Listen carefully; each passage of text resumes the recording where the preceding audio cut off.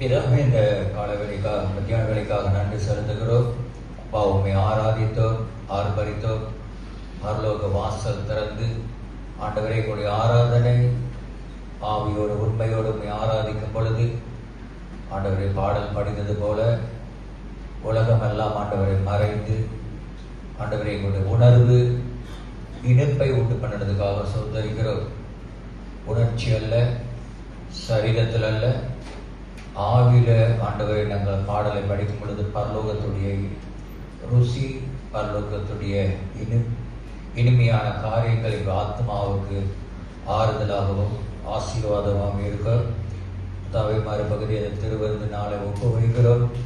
தாவை இது ஒவ்வொரு மாதமும் எடுக்கிற ஒரு கடமை, கலாச்சாரம், கட்டாயம் அல்ல, எங்களுக்காக ஜீவனை விட்ட நினைவு கூறுகிற ஒரு நாளாக இருந்து இந்த நாளிலும் உங்கள் வசனத்தின் ஆலோசனை பிரகாரம் நாங்கள் செயல்பட பரிசுத்த ஆவியானவர் ஒவ்வொருத்தோடு கூட இணைந்து செயல்படவும் உதவி செய்யவும் விலகி கொள்ளவும் உதவி செய்வீராக. வழங்காத காரியங்களை நீ விலக்கி கொடுக்கிறவர், ஆண்டவரை எங்களை புரிய அறிகிறவர். நன்றி செலுத்துகிறோம், ஒப்புவைக்கிறோம். கர்த்தர் தொடர்ந்து உங்கள் வசனத்தை பிரகாரம் பேசும்படியாக இயேசுவின் நாமத்தில் ஜெபிக்கிறோம் நல்ல பிதாவே, ஆமென். ஹல்லேலூயா. ஓகே, நீங்கள் பார்த்தீங்கன்னா அனௌன்ஸ்மெண்ட் எல்லாம் அதிகமான அனௌன்ஸ்மெண்ட் எல்லாமே ஜெபம் என்று சொல்லி தான் வரும். காலை ஜெப கூட்டம், ஆண்கள் ஜெப கூட்டம், பெண்களுடைய ஜெப கூட்டம், மாணவர்களுடைய ஜெப கூட்டம், இதெல்லாம் நம்மளுடைய ஆவிக்குரிய ஒரு கனெக்ஷன், ஒரு இணைப்பு. நம் தனியாக இருந்தாலும் கர்த்தர் நம்மளை தேவனோட ஆவியோடு இணையும் பொழுது கர்த்தர் நம்ம வேண்டிக் கொள்ளுகிறதுக்கு மேலான காரியங்கள் செய்கிறவராக இருக்கிறார். நீங்க சபையில யாரும் அப்படி இணையாமல் இருந்தீங்கன்னா, எந்த ஒரு கூட்டத்திலையும் அல்லது வீட்டு கூட்டத்திலேயோ அல்லது ஜெப கூட்டத்திலேயோ அல்லது இந்த மாணவர்களுடைய ஜெப கூட்டமோ அல்லது பெண்கள் ஜெப கூட்டம் அல்லது ஆண்களோட ஜெப கூட்டத்தில் எது இணையாமல் இருந்தீங்கன்னா தயவு செய்து இணைந்து கொள்ளுங்கள். அப்பதான் தொடர்பு கொள்ள முடியும். அப்பதான் நாம் கர்த்தர் தேவன்கிட்ட கேட்கும் பொழுது அவர் உனக்கு என்ன வேணும், என்ன தேவை என்று அவருக்கு தெரியும். நம்ம இணையாமல் இருந்து தொடர்பு கொள்ளாமல் இருந்தால் நம்ம கேட்கறதும் அவருக்கு தெரியாது, நம்ம யார்கிட்ட கேட்கறது நமக்கும் தெரியாது. ஸோ அதனால தான் ஜெப கூட்டம் இந்த நாட்களிலே சபைகளிலே அதிகமாய் உற்சாகப்படுத்துகிறார்கள், கலந்து கொள்ளுங்கள் என்று சொல்லி. ஓகே, இந்த திருமணத்தில் கர்த்தர் வந்திருக்கிற ஒவ்வொருத்தரும் இயேசு நாமத்தை வரவேற்கிறோம். எடுத்துக்கொள்வோம் 1 நாளாகும் புத்தகத்தில் 14ஆம் அதிகாரம். 1 நாளாகும், First Chronicle chapter 14.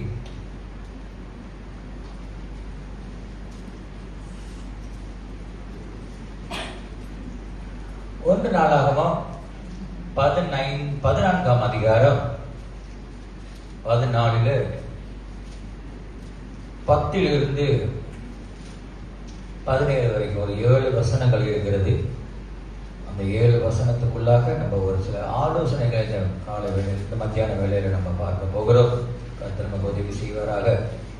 வாசிப்போமா? 14ஆம் அதிகாரத்துல 10வது வசனத்தை தொடங்கி 17வது வசனம் வரைக்கும். பெலிஸ்தருக்கு விரோதமாக போகலாமா?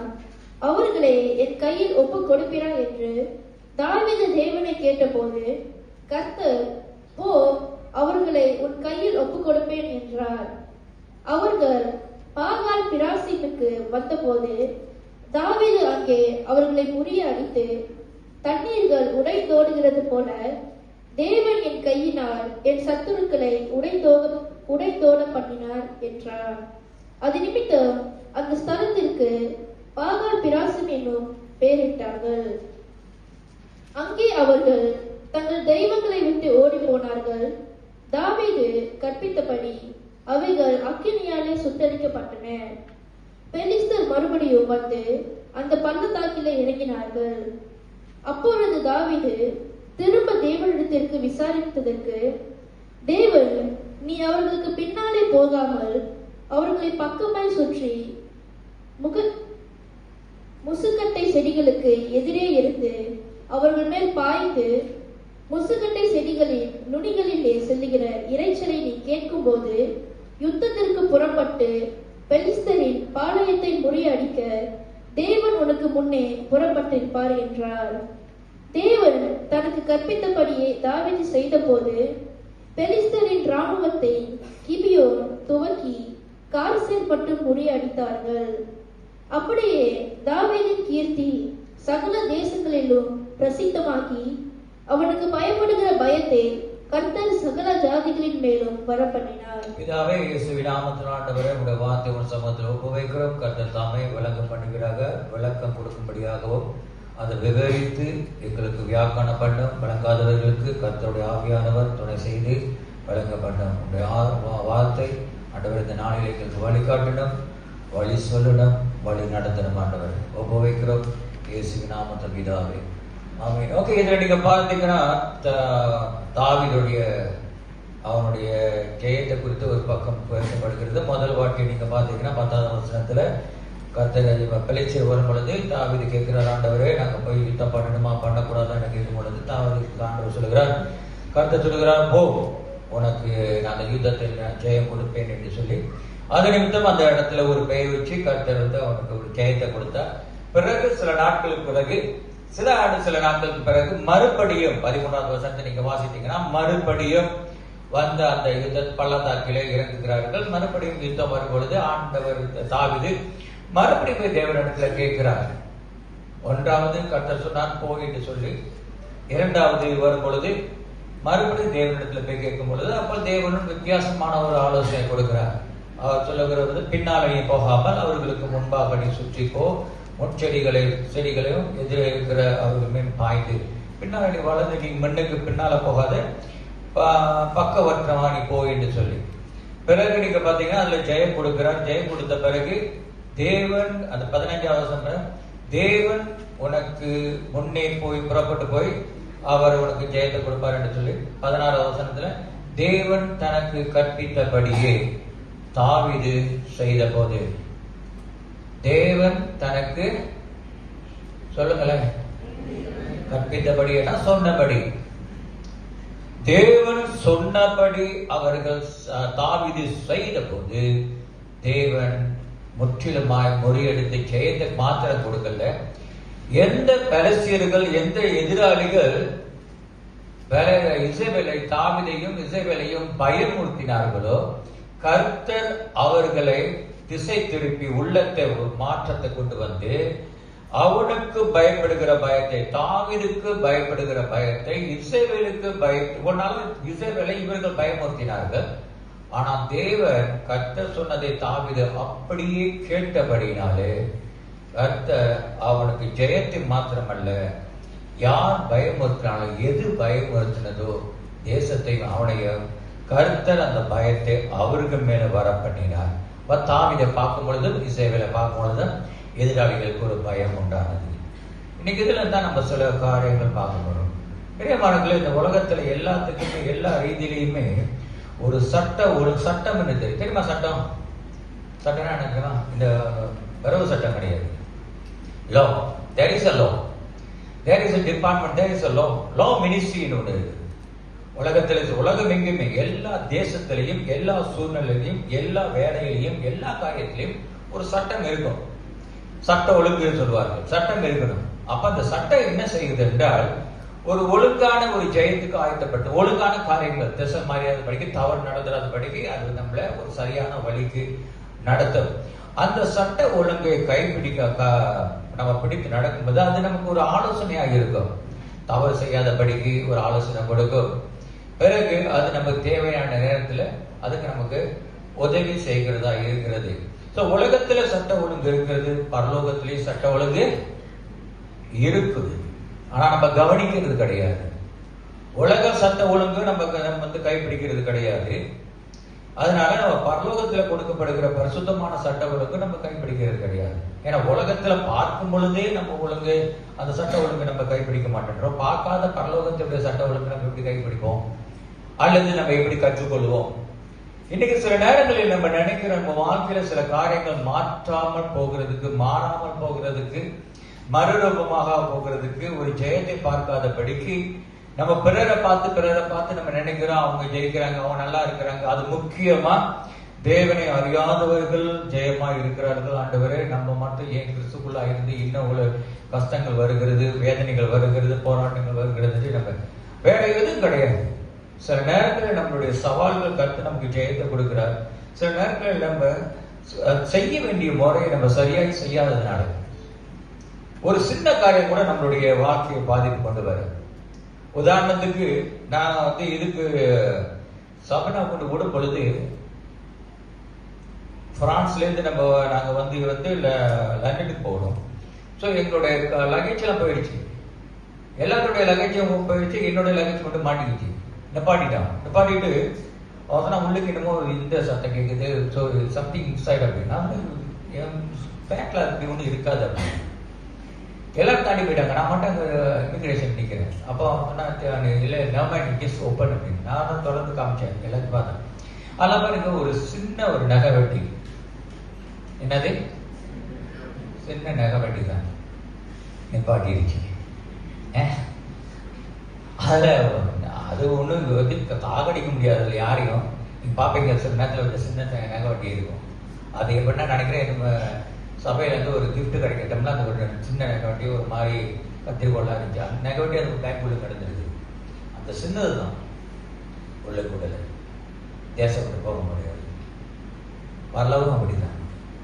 சின்னது நினைக்கிறீங்க, ஆனால் தாண்டி போக முடியாது.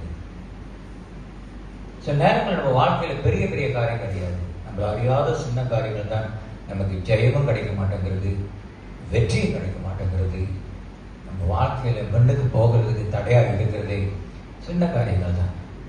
ஸோ தாவீது வேதம் சொல்லுகிறது, தாவீது அப்படியாப்பட்ட ஒரு தாவீது அவன் சொல்லுகிறான், தேவன் சொன்னதை கற்பித்தபடியே அவன் செய்ததுனால. ஸோ அவன் சொன்னது போல அவன் செய்ததுனால அவன் ஜெயத்தை கொண்டான். ஸோ இந்த கதை, இந்த ஜெயம் இது பிராக்டிக்கலா அவன் யுத்தம் பண்ணி ராஜாவா இருக்கும் போது யுத்தம் பண்ணினது. யுத்தம் பண்ணி அனுபவித்தான். தேவன் செய்தது. முதல் வாட்டி சொன்னாரு ரெடியா போ அப்படின்னு. ரெண்டாவது வாட்டி சொன்னாரு கேட்கும் பொழுது அவர் சொன்னாரு நீ அப்படி போக கூடாது, நீ பக்க வழியா போ. மூன்றாவது வாட்டியா வரும் பொழுது அவன் தேவன் சொன்னது மாத்திரம்தான், வேற எந்த ஒரு மாற்றத்தையும் செய்ய கிடையாது. கர்த்தர் ஜெயத்தை மாத்திரமல்ல, அந்த பயத்தையும் கர்த்தர் எடுத்து போட்டார். ஒரு சூழ்நிலையை கொடுத்து பயத்தையும் கர்த்தர் எடுத்து. ஸோ இன்னைக்கு உங்க மத்தியில் நான் பேச போகிற ஒரு தலைப்பாகப்பட்டது, be faithful when the middle of unfaithful people.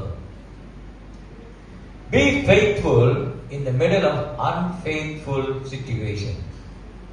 Be faithful in the middle of unfaithful friends. நம்ம எப்பொழுதுமே நம்ம உலகம் நம்ம சுற்றி இருக்கிறவர்கள் எல்லாருமே உண்மை உள்ளவர்கள் மட்டும் நம்பிடக்கூடாது. என்னதே எப்படி நம்பவே நம்பக்கூடாது. அவன் எப்படி மாறுவான்னு தெரியாது. அதான் ஒரு பக்தன் சொல்லுகிறார் இப்படியாக, only God can love us 100%. 100% தேவன் மாத்திரம்தான் நேசிக்க முடியும்.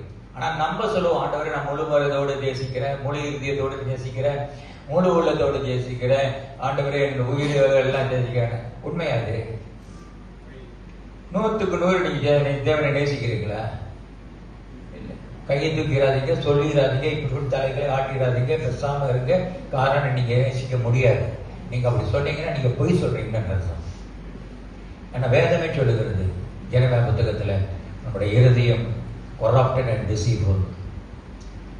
மனிதனா தேவனை 100% நேசிக்க முடியாது. 75% மோஸ்ட் அப்படிதான் இருக்கிறது. 75% தான் மனிதர்கள் தேவனை நேசிக்க முடியாது. அது எப்படியாப்பட்ட ஒரு தெய்வமா இருந்தாலும் சரி 100% நேசிக்க முடியாது நம்மளுக்கு. ஆனால் அதே போல மனுஷனும் மனுஷனையும் நேசிக்கிறது நீ நினைக்காதீங்க 50-50 நேசிக்கிறாங்க. நேசிப்பீங்களா? முடியாது. நான் உண்மையா நேசிக்கிறேன் அப்படிலாம் சொல்லுவாங்க. முக்கியமா அந்த கல்யாணத்தின் பண்ணுக்கு நான் போல நீ விட்டானா நான் உயிரோடு போல உயிர் விட்டானா விட்டுரு, என்ன தொந்தரவு பண்ணாது. அது பழைய டைலாக். நீ இல்லாட்டி நான் இருக்க முடியாது, நீ விட்டு நான் வாழ முடியாது, நான் தத்துருவேன். இப்போ உள்ள புது டைலாக் வந்து 2027 வந்து போயிடாம முதல்ல நான் கூடவே வரேன். ஏன்னா நீ திடீர்னு வெதிச்சு வந்துட்டு நான் தள்ளி விட்டுருவோம். அவளுக்கு நேசிக்க முடியாது. அதனால தான் நான் சொல்லுகிறேன் பிரியமானவர்களுக்கு, உலகம் அன்ஃபெய்த்ஃபுல். நம்ம சுற்றி இருக்கிறது எல்லாமே அன்ஃபெய்த்ஃபுல்.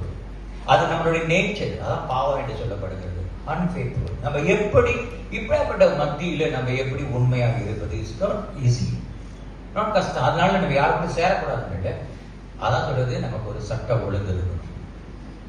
அப்பதான் நம்ம அந்த வழியை பாதுகாத்துக் கொள்ள முடியும். அதனால இவன்கிட்ட உண்மையா இருக்க கூடாது, இவனை வெட்டி விட்டுருவோம், இவங்கிட்ட உண்மையா இருக்க கூடாது, இவங்க வெட்டி விட்டுருவோம், மின்னுங்களுக்கு வெட்டி விட்டுருவோம். அப்ப நமக்கு தனிமை ஆயிடும். நம்ம மக்கள் தேவை, நமக்கு உறவினர்கள் விட்டுறவங்க எல்லாம் தேவை, மனுஷனுக்கு தேவை. இறுதியில் நம்ம தூக்கிட்டு போறதுக்கு ஒரு 4 பேர் 5 பேர் கொண்டு கொள்ளியில கொண்டு வைக்கிறது மனுஷனுக்கு தேவை. ஆனால் ஆண்டவர் சொல்லுகிற காரியம் என்னன்னா, இந்த மிக்சர் நீ உண்மையாக இருக்க கற்றுக்கொள். தேவனுக்கு நீ உண்மையாக இருந்தனா இதெல்லாம் கருத்தை உனக்கு அழகா பாதுகாப்பு கொடுப்பார். தேவனுக்கு மட்டும் உண்மையாக இருக்கு, ஆனா அவருக்கு உனக்கு உண்மை உள்ளவராக இருக்கிறார். சோ இந்த ஆச்சரியமான ஒரு அதிசயமான ஒரு காரியத்தை தாவீது யுத்தத்துல பிராக்டிக்கலா பிசிக்கலா யுத்தம் பண்ணி ஜெயித்து கர்த்தருடைய ஜெயத்தை பார்த்து ஆலோசனை பெற்று நடந்ததுனால இந்த கதையை, இந்த அனுபவத்தை அவன் நமக்கு ஆலோசனை கொடுப்பதற்காக சங்கீதத்துல அவன் விவரித்து சொல்லுகிறான். சங்கீதத்துல அனுபவத்தை தான் சங்கீதமா எழுதியிருக்கிறார். தாவீது எதெல்லாம் அனுபவித்தாரோ, எதெல்லாம் ருசித்தாரோ அது பாடலாய் கர்த்தனை பாடல் படிக்கிறோம். என் உயிரான இயேசு உயிரான என்று சொல்லி நம்ம உயிர், நம்மளுடைய உணர்வுகள் உலகத்தை மறக்கும் பொழுது நம்மளுடைய உணர்வுகள் பரலோகத்தோட தேவனுடைய அன்பை குறித்து ருசிக்குது, இனிக்குது, இனிப்பா இருக்குது. தேவனுடைய எவ்வளவு பெரிய நண்பர், நல்லவர், நம்ம பாவத்துக்காக மாறிட்டார், சாபத்துக்காக சவுக்கடி வாங்கினார் என்று சொல்லி பல கருத்துக்களை நம்ம சொல்லி கர்த்தரை நம்ம ஆராதிக்கிறோம். சோ அதை அப்படி ஆராதிக்கும் பொழுது நம்மளுடைய சரீரத்தில் உள்ள காரியங்களை விட்டுட்டு தேவன் செய்த நன்மையை குறித்து தான் நம்முடைய ஆத்மா ருசி எடுக்குது, அல்லது டேஸ்ட் நமக்கு ருசியா வருகிறது. சோ இன்னைக்கு நம்ம பார்க்க போகிற காரியம், தாவீது அப்படியாப்பட்ட சூழ்நிலையில unfaithful people, unfaithful situation, unfaithful சரௌண்டிங்ல தாவீது எப்படி உண்மையாக இருந்தார், எதை வைத்து உண்மையாக இருந்தார், எதை அவனுக்கு ஆண்டவர் அவன் கூடவே இருந்தார் என்று சொல்லிட்டு நம்ம பார்க்க போகிறோம். எடுத்துக்கிறோம் சங்கீத புத்தகத்துல 37ஆம் சங்கீதம், 37ஆம் சங்கீதத்தை தெரிந்து கொள்ளும். சங்கீதம் 37. சங்கீதம் 37 ஒரு 40 வசனங்கள் இருக்கிறது. இந்த 40 வசனத்தை நம்ம கலந்து போகிறது கிடையாது. ஒரே வசனம், இதுல இருந்து ஒரு 3 காரியத்தை நம்ம பார்க்க போகிறோம். சங்கீதம் 37. இந்த 40 வசனமும் ஒரு சரீரம். உதாரணத்துக்கு நம்ம ஒரு சரீரம் இருக்கிறது, தலை இருக்குது, கை இருக்கிறது, கால் இருக்கிறது, உடல் இருக்கிறது, உடலுக்குள்ளாக பல உறுப்புகள் இருக்கிறது. இது எல்லாம் இருந்தாலும் முக்கியமாக நம்ம சரீரத்துல தலை, 2 கால்கள், கைகள், உடல் இருக்கிறது, கூடு இருக்கிறது, தென் உடலுக்குள் இருக்கிற பல உறுப்புகள், நம்ம பார்க்காத உறுப்புகள் இருக்கிறது. இதெல்லாம் அமைக்கப்பட்டிருந்தாலும் நமக்கு இறுதியம் ரொம்ப முக்கியமானது. எல்லாம் இறுதியம் வேலை செய்யலன்னா எதுவுமே இயங்காது. அப்ப ஹார்ட் இஸ் வெரி இம்பார்ட்டன்ட். முக்கியமானது நம்மளுடைய இருதயம். அது இருதயம் ஃபங்க்ஷன் ஆகும். அப்பதான் சரீரத்தில் இருக்கிற பல கணக்கான உறுப்புகள், நரம்புகள், எலும்புகள், தசைகள், நம்ம பார்க்கிற உறுப்புகள், காணாத, இதெல்லாம் உயிரா வைத்திருக்கிறது, இயங்க வைக்கிறது இருதயம். If heart is not pumped properly, everything is dead, everything will paralyze. எல்லாமே செத்து போயிடும். அப்ப அந்த இருதயம் ரொம்ப முக்கியமானது. அதே போல இந்த சங்கீதம் 37 நீங்க பார்க்கும்போது 40 வசனங்கள் இருக்கிறது. 40 வசனங்களும் பல கருத்துக்கள் கொண்டு வந்தாலும் சரி, அதுக்கு ஒரு இருதயம் இருக்கிறது. அந்த இருதயம் தான் 5வது வசனம். Is the heart of Psalm 37 என்று சொல்வார்கள். இருதயத்தை, அந்த சங்கீதம் 37க்கு உள்ள இருதயம் என்ன, மற்றதான் உறுப்புகள், இருதயம் என்ன என்றால் இந்த 5வது வசனம். அந்த 5வது வசனத்தை பார்க்கும் பொழுது அந்த 3 காரியம். ஹார்ட்ல 3 விதமான 3 குழாய்கள் இருக்கிறது. மெயின் ஆர்டரிஸ் என்று சொல்லுவார்கள். 3 ஆர்டரிஸ், 3 குழாய்கள் இருக்கிறது. நரம்புகள் அந்த இரத்தத்தை பம்ப் பண்ணி எடுக்கிறதுக்கு அதுதான் அடைக்கக்கூடாது. சில நேரத்தில் அது அடைக்கணும் தான் நமக்கு சில ஆபரேஷன்கள் மருத்துவக்காரர்கள் சொல்கிறார்கள், ஏன்னா போய் அதாவது அடைக்குது என்று சொல்லி. ஸோ அதே போல இந்த சரீரத்துக்கு தாவீது எழுதும் பொழுது ஒரு ஹார்ட் நினைவு கூர்ந்து அவன் எழுதுகிறார். இந்த ஹார்ட் ரொம்ப முக்கியமானது. இந்த ஹார்ட்ல 3 குழாய்கள் இருக்கிறது.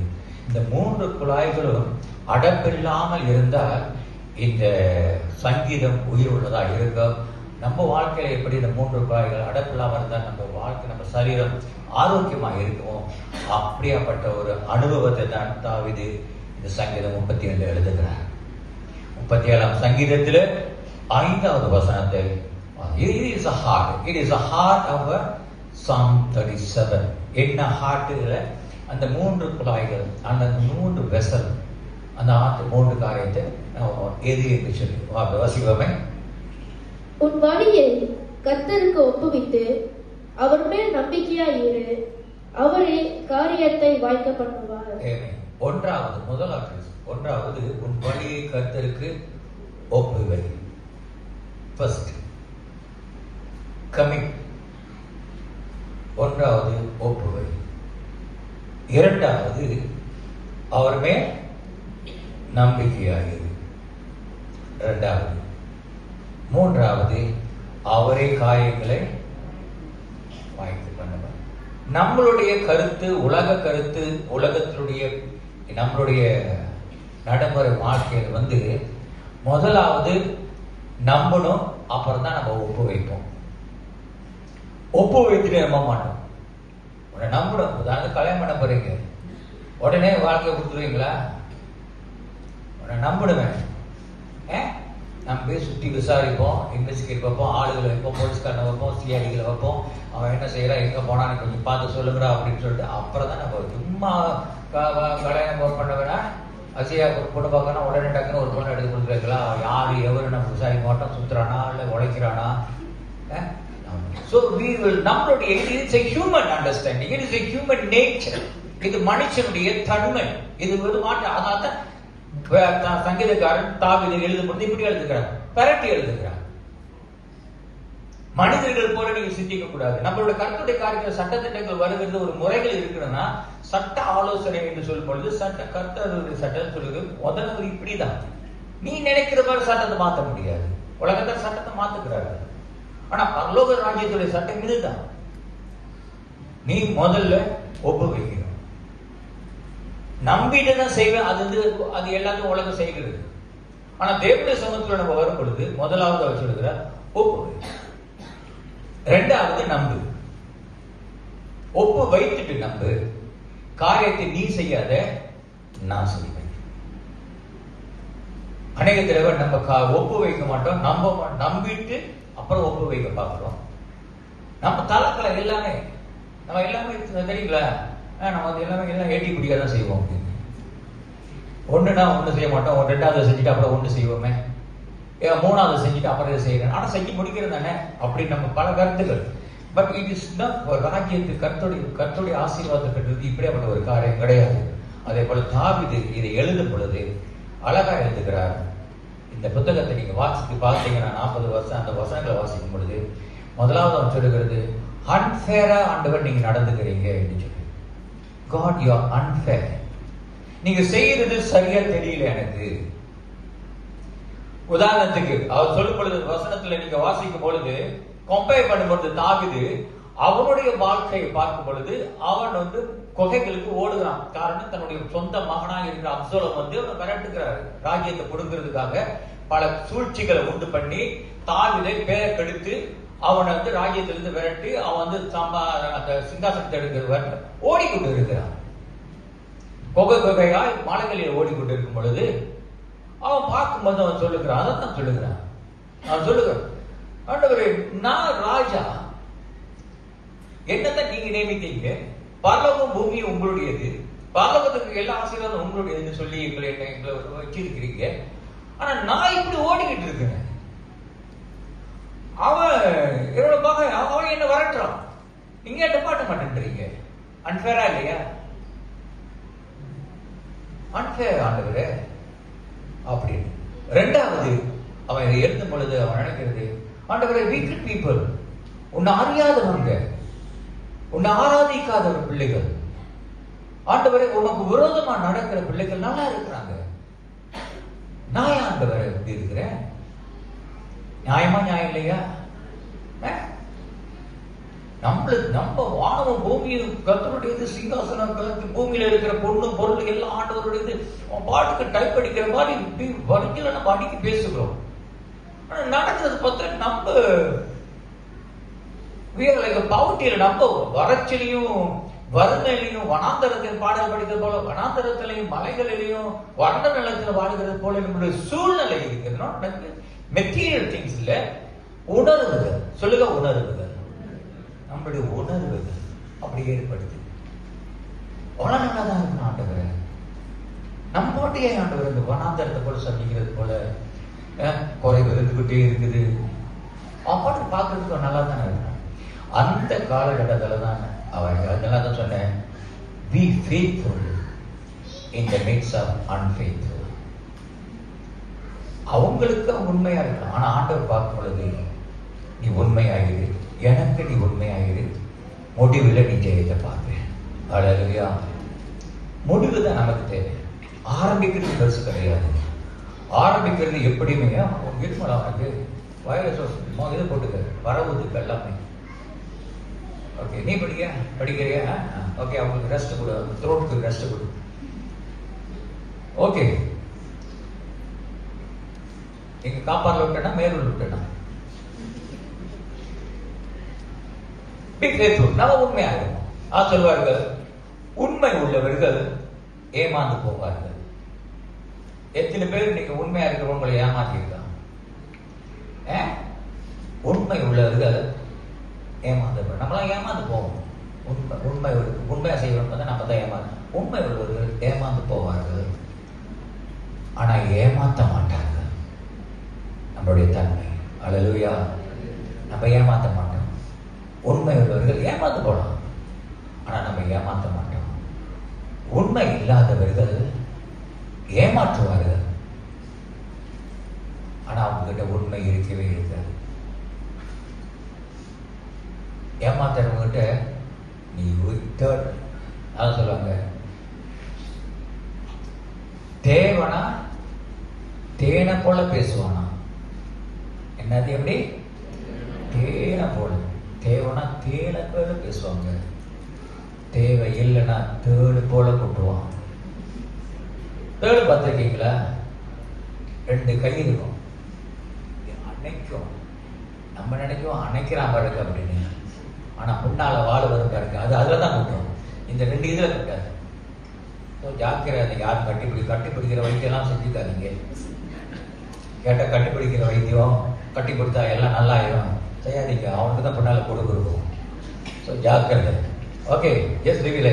ஓகே, என்ன தாவீது அப்படி சொல்லுகிறான். அப்படிலாம் நம்ம எப்படி ஆண்டவரை இருக்கிறது என்று சொல்லி, ஸோ அவனுடைய அனுபவத்தை, இஸ் எக்ஸ்பீரியன்ஸ் பர்டிகுலர் சிச்சுவேஷன் நடக்கும் பொழுது அவன் அனுபவத்தின் பொழுது, ஆரம்பத்தில் ஆண்டவர் என் வாழ்க்கையில் பிராக்டிக்கலாக இருக்கும் பொழுது, யுத்தத்தில் இருக்கும் பொழுது, யுத்தம் பண்ணி இருக்கும் பொழுது கர்த்தர் எனக்கு ஆலோசனை கேட்டு ஆண்டவர்கிட்ட அப்ப சொன்னாரு போ என்று சொன்னாரு. 2வது ஆலோசனை கேட்கும் பொழுது நீ இப்படி போவாத, இப்ப பக்கமா போ அப்படின்னு. 3வது வாட்டி நம்ம யுத்தத்தை பண்ணும் பொழுது கர்த்தர் ஜெயத்தை மாத்திரம் கொடுக்கல, என்னை விரட்டின எதிராளியை எனக்கு பயப்பட வைத்தாரு என்று சொல்லி உணர்ந்த பிறகுதான் இந்த புத்தகத்தை எழுதுகிறான்.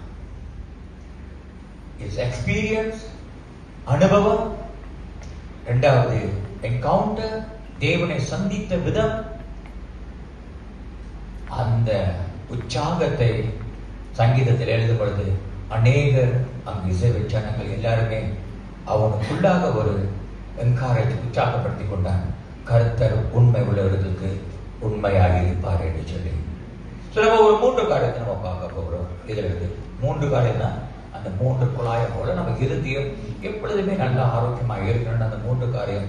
1வது கமிட், 2வது trust and let God today. 1வது commit your way to the Lord. Surrender. நம்மளுடைய 1வது நம்புகிறமோ இல்லையோ, நடக்குது இல்லையோ, 1வது கர்த்தர் இந்த நாளில் 3வது மாதத்துல கர்த்தர் எதிர்பார்க்கிறது உன்னுடைய பிளான், உன்னுடைய திட்டம், உன்னுடைய டிசைர், உன்னுடைய உறவு, பொருளாதாரம், எந்த ஒரு டிசிஷன் எடுத்தாலும் சரி, முதலாவது தேவனுடைய பாதத்துல முதல்ல தேவன்கிட்ட ஒப்புவை. முதல்ல ஒப்புவை. நம்புறது 2வது. செய்வாரா செய்ய மாட்டார் கேள்வி 2வது. முதல்ல கர்த்தர் எதிர்பார்க்கிறது ஒப்புமை.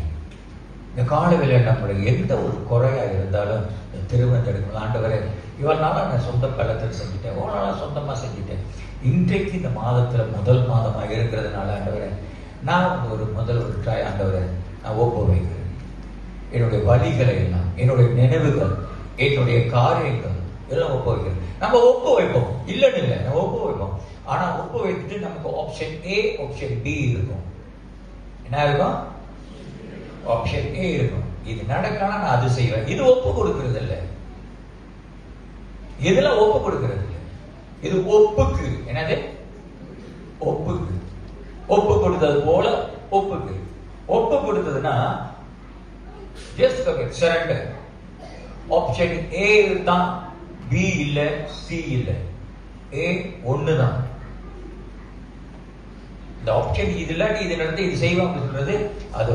அதனாலதான் சில நேரத்தில் நம்ம வாழ்க்கையில many times your frustration because of not lack of prayer. நம்மளுடைய ஃப்ரஸ்ட்ரேஷன், நம்மளுடைய சோறு வருகிறது நம்ம ஜெபிக்காதனால, அல்லது ஆலயத்துக்கு போகாதனால, அல்லது வேதத்தை வாசிக்காதனால, அல்லது பிரே மீட்டிங்ல கலந்து கொள்ளாதனால, அல்லது கூட்டங்களில் நம்ம அது ஒரு பகுதி இருந்தாலும் சரி, அநேக தடவை நம்ம வாழ்க்கையில துக்கம், துயரங்கள், அந்த ஃப்ரஸ்ட்ரேஷன், என்னடா பொல்லாத வாழ்க்கை அப்படின்னு நினைக்கிற ஒரு காரியம் வருது. காரணமே லேக் ஆஃப் கமிட்மெண்ட். ஒப்பு கொடுக்க மாட்டோம். தைரியம் கிடையாது. எஸ், தைரியமா இல்லை. நம்ம ஆண்டவரை சொல்றோம், ஆனா தைரியமா ஆண்டவரை இந்த பொருள் நீங்க ஒப்பு கொடுத்த ஆண்டவரை, இதை நான் பத்தி பேசவே மாட்டேன், இது உன் கையில ஒப்பு கொடுக்குறேன், இனி நான் எதையும் கேட்க மாட்டேன் ஆண்டவரை, என்ன நடக்குதுன்னு கூட நான் பார்க்க மாட்டேன். சரண்டர் சச்சவை. இந்த கால வேளையில பிரியமானவர்களே, you are coming to the church for guidance or for blessing. எதுக்காக ஆலயத்துக்கு வருகிறோம்? தேவனுடைய ஆலோசனை கேட்க வருகிறோமா, அல்லது ஆசீர்வாதத்துக்காக வருகிறோமா? ஆசீர்வாதம் வேதம் சொல்லுகிறது, முதலாவது தேவனுடைய ராஜ்யத்தை தேடு. இதெல்லாம் முன்னால வரும். ஆசீர்வாதம் அது ஆட்டோமேட்டிக்கலி வந்துடும். உங்கள்கிட்ட ஒரு சின்ன அந்த நெகவட்டி கூட இல்லாட்டி you will pass through the immigration. நம்ம காரியங்கள் என்ன தெரியுமா? நம்ம ஆலோசனை கேட்க வர மாட்டோம். ஆலயத்தில் ஆண்டவர் இடத்துல வந்து ஆசீர்வாதம் ஆண்டவர், அதுக்கு தான் வரும் ஆலோசனை. பிரியமானவர்களே, ஆலயத்துக்கு வருகிறது ஆலோசனைக்கு தான் வருகிறோம். தேவன் இன்னைக்கு எனக்கு என்ன ஆலோசனை கொடுக்க போகிறார், நான் இதன் பிறகு நான் செய்ய போகிறது ஒரு வாரத்தில் அல்லது ஒரு மாதத்தில் என்ன தேவன் எனக்கு ஆலோசனை கொடுக்க போகிறார்? ஆசீர்வாதம் இல்லை. ஆலோசனை நீ பெற்றுக்கொண்டா ஆசீர்வாதம் பின்னால தானா வரும். ஆனா நம்மளுடைய விளம்பின என்னன்னா, ஆசீர்வாதத்துக்காக தான் வரவழைய தேவனுடைய ஆலோசனை எடுக்க முடியல. அது எடுக்க முடியாதனாலதான் சில நேரங்கள் நம்ம உட்கார்ந்து இருக்கிறோம், இங்க உட்கார்ந்து இருக்கிறோம். சில நேரத்தில் நம்மளுடைய சிந்தனைகள் அந்த வார்த்தையை பிடிக்காதபடிக்கு இந்த ஃப்ரஸ்ட்ரேஷன் ஆகப்பட்டு சில நேரத்தில் நம்மளோட மூளையை பாதிக்கிறோம். தெரியுங்களா? நம்மளோட மூளை ஒரு புழு போல இருக்குன்னு, லைக் வேர்ம் மாதிரி தான் இருக்கும் மூளை. நீங்க ஸ்கேன்ல பார்த்தீங்கன்னா, அல்லது நீங்க ஆட்டு மூளைகளை அல்லது மனுஷ மூளை நான் பார்த்தது கிடையாது, படத்துல பார்த்துருக்கிறேன். எல்லாம் பார்க்கும்போது ஒரு வேர்ம் மாதிரி தான் இருக்கும். எப்படி இருக்கும்? நாகராபுத்தி மாதிரி நிறைய நம்ம சரியா கர்த்தருடைய ஆலோசனை நம்ம கேட்கலன்னா, நம்மளோட மூளை அந்த புழு மாதிரி இருக்குது, சுத்தி மூடி இருப்போம். அதனால ஒண்ணும் போகாது. நம்ம என்ன செய்வோம்? உட்கார்ந்து இருப்போங்க தான் உட்கார்ந்து இருக்கிறீங்க. எத்தனை பேர் பாதி வானமண்டலத்துக்கு போயிட்டீங்க தெரியுங்களா? பாதி பரலோகத்தில் நிற்கிறீங்க. எத்தனை பேர் சேர்ச்சிக்கு வெளியே நிற்கிறீங்க. ஆனா சரி, நீங்க பாக் பண்ணி இருக்கிறோம். ஏன் தெரியல? நாக்காம்பூச்சி மூளையை அப்படி குழப்பம் கற்று. அதனாலதான் சில நேரங்களில் தேவன் முடிந்து பிறகு போகும் பொழுது நம்ம தேவன் என்ன சொன்னார் என்று சொல்லி இங்கே தங்க மாட்டேங்கிறது. அப்ப முதலாவது ஆண்டவர் நம்முடைய எதிர்பார்க்கிற திருவண்டிருக்கும் பொழுது, ஆண்டவரே நான் ஒப்பு வைக்கிறேன், உன்னுடைய ஆலோசனை எனக்கு கொடுங்க. இந்த வாரத்தில் நான் செய்ய போகிற காரியம், இந்த வாரத்தில் எடுக்கிற முடிவு, இந்த நாட்களில் பார்க்கிற காரியங்களுக்கு எனக்கு உங்களுடைய ஒரு ஆலோசனை வேணும். ஆண்டவர் சொல்கிறாரு, ஒப்பு வை. ஆப்ஷன் ஏ, ஆப்ஷன் பி இல்லை, நீ முழுமையா ஒப்பு வைத்தது. தாவீது ஒப்பு வைத்து ஆண்டவர் சொன்னாரு, இப்ப நீ போ.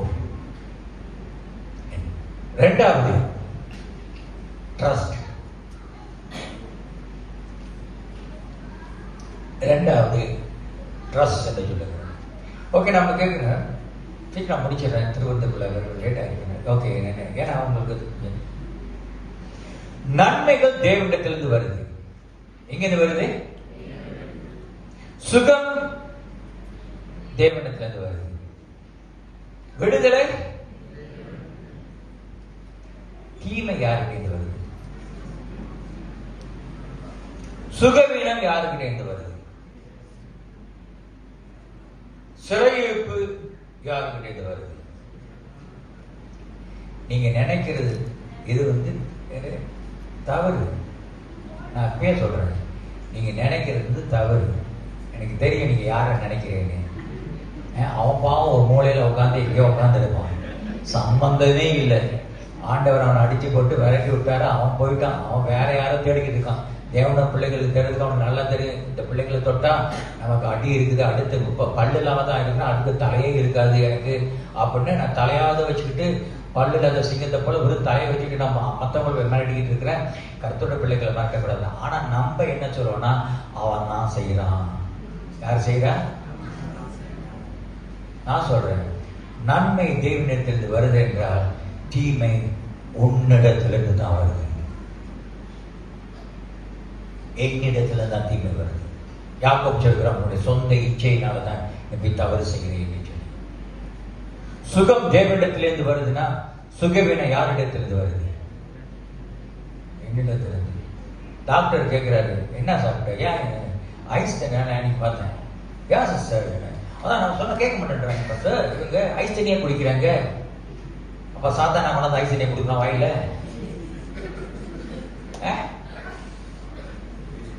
அவனுக்கு தண்ணியே தேவையில்லை, ஆமாடு இருக்கும். பெரியமல்ல நல்லா கேட்டீங்க. காரணம் இதுதான், நம்மளுடைய பிரச்சனையே இதுதான். கருத்தர் சுகத்தை கொடுக்கிறாரு, ஆனா சுகவீனத்தை பாதுகாக்க வேண்டிய சட்டத்திட்டம் நம்ம கிட்ட தான் இருக்குது. நீ கரெக்டா இருந்தனா, ஐஸ் தண்ணி குடிக்கலனா உனக்கு இருமல் வராது. நீ பாதுகாப்பா இருந்தனா உனக்கு அந்த காரியம் நடக்காது. சோ நாம் செய்யற தவறை விட்டுட்டு நம்ம மற்றவங்களை பழகி சொல்லக்கூடாது. அதான் சொல்லுகிறது இஸ் ஆப்போசிட். தீமை நம்மகிட்டே தான். சோ கர்த்தர் இந்த நாளிலே நம்பு, ஒப்பு கொடுத்தது. முதல்ல ஒப்பு. இரண்டாவது வேதம் சொல்லுகிறது ட்ரஸ்டிங், கமிட்மெண்ட். அவருடைய மேல நம்பிக்கை. ஒன்றாவது அவர் ஒப்பு கொடுக்கிறது மாத்திரம் நம்பிக்கை. Commitment will follow with the trust. என்ன ட்ரஸ்ட் பண்ணணும்? நான் ஒப்பு வச்சுட்டேன் ஆண்டவரே. You trust with the confidence. தேவனுடைய குணாதிசயத்தை நம்ம தெரிஞ்சுக்கணும். God's character, ஆண்டவருடைய குணாதிசயம் அப்படியாப்பட்டது. அவர் தில்லுமல்ல செய்ய மாட்டார். சொன்னார்னா செய்வார். செய்வேன்னு சொன்னா அவர் செஞ்சிருவார். நீங்க ஒப்பு கொடுத்துட்டியா? போய் சும்மா போய் ஒரு கட்டத்துல தான் சும்மா போய் கேட்டதுனால அவ ரொட்டியை கொடுத்தா அப்படின்னு ஒரு கட்டம் இருக்குது. ஆனா நம்ம ஒப்பு வைத்த பிறகு சில நேரங்களில் சில காரியங்களை just leave it like that. ஆண்டவர் செய்வார் என்று சொல்லி எப்படி ட்ரஸ்ட் பண்ணா, when you trust the answer is delayed. தாமதமா வரும் பொழுது அப்பதான் நீ தேவனை நம்பணும். இவ்வளவு நாளா இருக்கிற ஒண்ணு கிடைக்கல, பதில் கிடைக்கல, ஒண்ணு you must trust. ஆண்டவர் நிச்சயமாய் பதில் கொடுப்பார். ஒன்றாவது trust when your outcome is not your expectation. நீ எப்படி நம்பணும்னா, நம்ம எதிர்பார்க்கிற பதில் தேவன் கொடுக்கலாட்டி அப்பதான் நீ நம்பணும். நீ எதிர்பார்க்கிற மாதிரி கர்த்தர் பதில் கொடுக்க மாட்டார். தாவீது மகவாட்டி போட்டோம்னா நேரா போய் அடிச்சான் பாருங்க. ரெண்டாவது வாட்டி ஆலோசனை கொடுக்கும் பொழுது ஆண்டவர் சொன்னாரு, நீ இப்படி போத இப்படி போடா அப்படின்னு. அப்ப நம்ம தாவீது சொல்லியிருக்கோம், இல்ல ஆண்டவரே நான் இப்படி போயிட்டு நான் ஜெயிச்சுட்டு வந்தேன், இந்த பேட்டர்ன் தானே. ஒண்ணுமே கேட்கறது. அவருடைய எதிர்பார்ப்புல கர்த்தர் பதில் கொடுக்கிறது.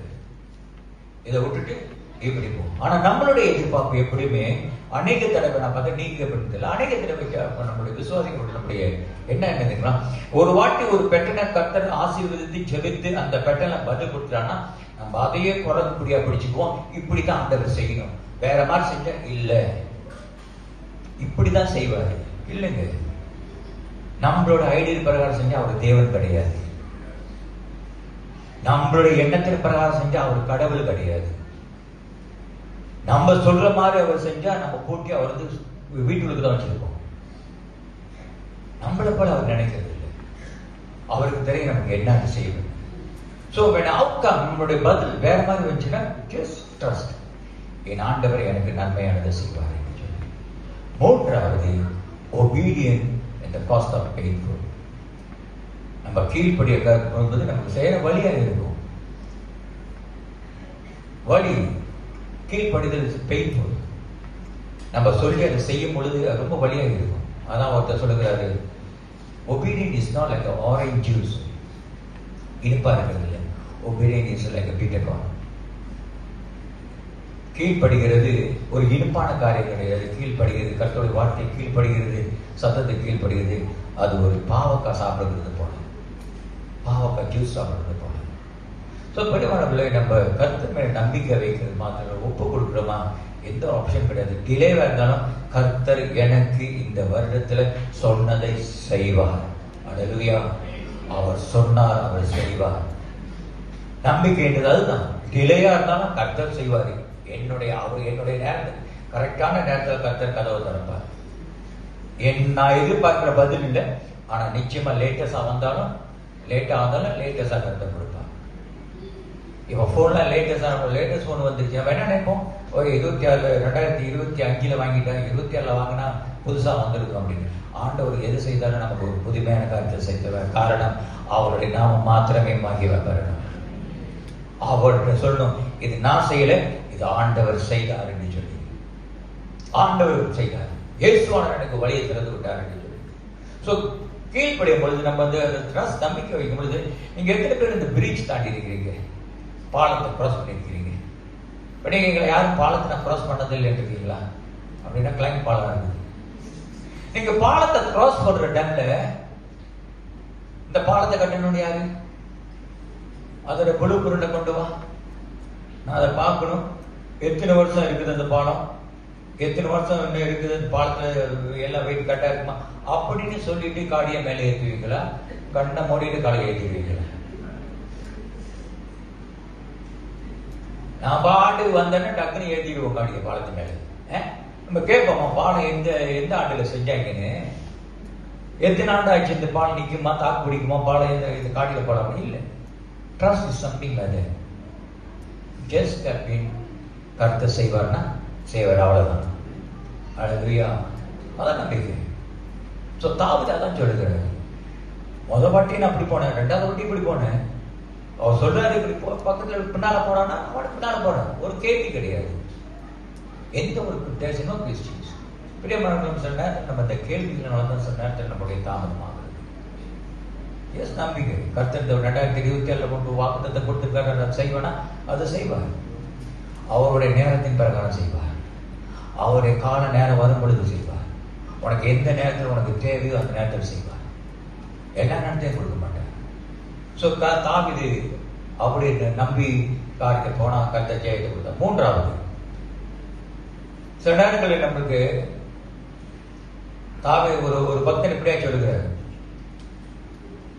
1000 துரோகிகளும் 1000 தடைகளும் உன்னை சுற்றி நின்றாலும், நல்லா கவனிங்க, 1000 துரோகிகளும் 1000 தடைகளும் உன்னை சுற்றி நின்றாலும் விசுவாசத்துல நிலைத்திரு. அல்லேலூயா. 1000 துரோகி, அதனால unfaithful people நம்மளை சுற்றி யாரு நமக்கு தெரியாது. அவன் இருந்தாலும் சரி, 1000 தடைகள் உங்களுக்கு முன்பாக இருந்தாலும் சரி, கர்த்தர் கொடுத்த வாக்கு தத்துவத்துல நிலைத்தது. அந்த துரோகிகளை துரத்த வேண்டியது தேவனுடைய வேலை. அந்த தடைகளை தகர்க்கிறது கர்த்தருடைய வேலை.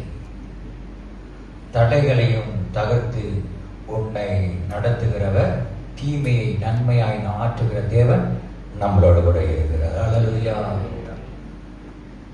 யாரு துரோகம் செய்யறாங்களா, யாரு தீமை தடை செய்யறானா, தீமையெல்லாம் நன்மையை மாற்றி கொடுக்கும். அதான் தாவீது சொல்லுகிறாரு, ரெண்டாவது எடுக்க சொன்னாரு, நான் பாட்டுக்கு எடுத்தேன். ஓகே, மூன்றாவதாக ஒரு காரியத்தை பார்ப்போம். மூன்றாவது சொல்லுகிறது, அவரே காரியத்தை வாய்க்க பண்ணுவார். மூன்றாவது, he will act for you. கர்த்தர் தான். ஏன்னா அவர் தான் நம்ம சொல்றோம், ஆண்டவரே நீங்க நான் ஒப்பு கொடுத்துட்டேன், நான் நம்புகிறேன், செய்ய வேண்டிய காரியம் நீங்க தான். அவரே நம்ம காரியங்களை வாய்க்கப்படுது. சரண்டர் யுவர் ஃபியூச்சர், உன்னுடைய எதிர்காலத்தை அவர்கிட்ட கொடுத்துரு. அவருக்கு தெரியும் உன்னுடைய எதிர்காலம் எப்படி வைக்கணும் என்று சொல்லி. அவர் வாய்க்கப்படுகிற தேவன். அவரோட ப்ராமிஸ் ஒரு பொழுது மாறாதது. God will take responsibility for who genuinely surrender. உண்மையாக நம் தேவனிடத்துல ஒப்பு கொடுக்கும் பொழுது he take responsibility. இது என்னுடைய வேலை, நான் உனக்கு வாக்குத்தத்தம் கொடுக்கிறேன், 2027 உனக்கு இது தரப்பேன் என்றால் தரப்பேன், இதை கொடுப்பேனா நான் கொடுப்பேன், இது என்னுடைய பொறுப்பு. அதான் சொல்கிறார், he will act behalf of me. எனக்கு பதிலாக அவர் யுத்தம் பண்ணுவார். அதான் வேணும் சொல்லுகிறது, யுத்தம் என்னுடையது, யுத்தத்தை நான் செய்வேன், நீ அமைதியாக இரு. நான் செய்கிற யுத்தம், நான் செய்கிற ஜெயம் உனக்கு கொடுக்கும் பொழுது நீ எதிர்பார்க்கிற மாதிரி நான் கொடுக்க மாட்டேன். நீ எதிர்பாராத, நினைத்து பார்க்காத காரியங்களை கர்த்தர் செய்கிறவராக இருக்கிறார். ஆனா கர்த்தர் காரியங்களை வாய்க்கப்படுகிறார். சோ பெரியமானவர்களே, இந்த மத்தியான வேளையில கர்த்தரிடத்துல ஒப்பு கொடுப்போம். நீங்க ஒப்பு கொடுத்துட்டு தேவனிடத்துல வந்து when you commit your way to God, don't force to open the door. நீங்க போய் கதவுகளை எதுவும் திறக்காதீங்க. நீங்க போய் ஃபோர்ஸ் பண்ணி ஏதாச்சும் ஒரு காரியத்தை கையை வச்சு வீணாக்கிறாதீங்க. ஒப்பு கொடுத்துறமா அவருடைய விட்டுருங்க. யாரும் உங்களுக்கு தவறா பேசுறாமா, யாரும் உங்களுக்கு தவறா எதுவும் செய்கிறார்களா, தீமை செய்கிறார்களா, யூ டோன்ட் டிஃபெண்ட். இல்ல இல்ல நான் அப்படி செய்ய தெரியுங்களா, நான் அப்படி செய்யல, அப்படிதான். Don't defend. விட்டுருக்க. வாய் உள்ளவன் வாய் பேசுறான். நமக்கு வாயாக இருக்கிற கர்த்தர் நமக்காக பேசுகிறவராக இருக்கிறார். அல்லேலூயா. நம்மளோட வாய் ஆண்டவர். நீ எவ்வளவு வேணாலும் பேசிப்போ, எவ்வளவு வேணாலும் குறை சொல்லிட்டு போ, நீ சொல்லு, உன் இஷ்டத்துக்கு நீ சொல்லிட்டு போ. நான் நமக்காக defend. God will defend for you. அது மாத்திரமல்ல, கர்த்தர் உனக்காக யுத்தம் பண்ணுவார். உன்னை எது பயமுறுத்தினதோ, நான் முடிக்க போகிற திறந்து எடுக்க போகிறோம், உன்னை எது பயமுறுத்தி கொண்டு இருக்கிறதோ, எந்த சூழ்நிலை பயமுறுத்தி கொண்டு இருக்கிறதோ, யார் பயமுறுத்தி கொண்டு இருக்கிறார்களோ, அந்த பயமுறுத்தலை கர்த்தர் மாற்றி உன்னை கண்டு அதை பயப்பட சகத்தை செய்கிறார். அல்லேலூயா. உன்னை பார்த்த உடனே கர்த்தர் அது உன்னை கண்டு பயப்படும். காரணம், கர்த்தர் மரித்தார், 3ஆம் நாள் உயிரோடு எழுந்தவராக இருக்கிறார். அல்லேலூயா. கண்கள் முடிச்ச வீட்டை நம்மளுடைய தேவனுடைய வாக்குகள் திருவண்ணத்துக்கு கடந்து